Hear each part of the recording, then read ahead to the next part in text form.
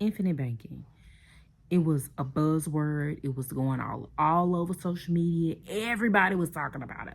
Oh, let infinite banking, be your own bank, be your own bank. Yes, take money out for your business. Am I saying that that's not a thing? I'm not saying it. I ain't saying it. Infinite banking, I'm not gonna call it that. Be your own bank, whatever you want to call it. The principle of it is that you have a cash value life insurance policy that you can borrow from your policy and use that money like a bank. Instead of getting a traditional bank loan, you have an insurance policy, a cash value insurance policy, which you can take out value. Two types of insurance policies are whole life, and then you have an IUL, Index Universal Life, both cash value policies.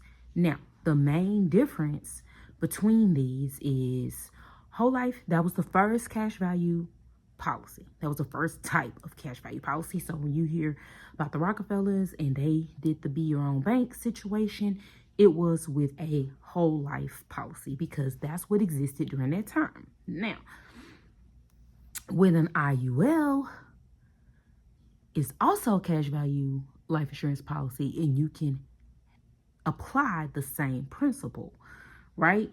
Because, right, the whole principle is you are borrowing money from your cash value life insurance policy instead of getting a traditional loan through the bank, right? For a number of reasons you would do it, right? But the main difference between these two types of cash value policies is that a whole life policy typically has a fixed rate, which is around 4 to 5%, right, per year.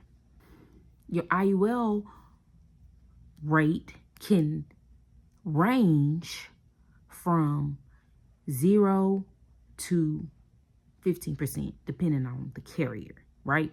And when I say 0, that means there could be a year where you don't have any growth. And the reason is because that means that the market is down, so you don't lose money. It stops at 0. But when the market is up, if the market goes up 20%, you can't make the whole 20%. But you may be able to make 15, 12, 9. It's usually at least 9%. In between 9 to 15%, right? That you will be able to capture from the growth, right? You can't have all of it because they're protecting you on the floor. So it's 0. They have to protect you at the 0. That's why. And another difference between them, so the rate is different, right? It's not a fixed rate with a IUL. Whole life is a fixed rate. And can be in mutual funds. Typically, it's in mutual funds. The growth from the IUL will be from the S&P 500 versus mutual funds in whole life. But also, another difference is the cash value and the death benefit. In a whole life policy, if your death benefit is $500,000, right, and you grew cash value extra $250,000, right? So the total thing $750,000, right? If you do not use that $250,000 cash value while you are living and you pass, your family only gets the $500,000 death benefit, and the insurance company gets to keep your $250,000 cash value, the growth. In the IUL, if your policy is $500,000 and it grows $250,000 for a total of $750,000, and you pass and you do not get to use the cash value, your family gets the whole $750,000. The insurance company does not keep it. They get to, your family gets, basically your death benefit increases in IUL.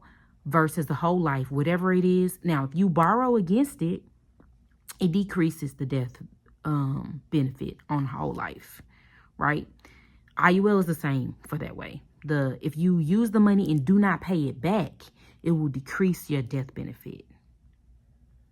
And we making sense here, right? Okay. Now that we understand that, you can do either one. You have to find a solution that works best for you and what you want to do. The other thing, the main thing that people aren't talking about is, you do not want to do this as a short-term play. This has to be something that is a long-term, it's a long-term strategy, at least 10 years. If you can not even wait, if you can continue with life for 10 years, then you can take advantage of that type of policy. Side note, when I was talking about the 10 years, I am referring to you getting a cash value policy. Not waiting 10 years to get a cash value policy. You getting a cash value policy and waiting 10 years to actually borrow against the policy, or before you be your own bank. You get the cash value policy, you wait 10 years, and then you do whatever plans you had on doing with that money that you have accumulated. That's what I mean. I needed to clarify that. That's when it's going to be most beneficial, after 10 years, right?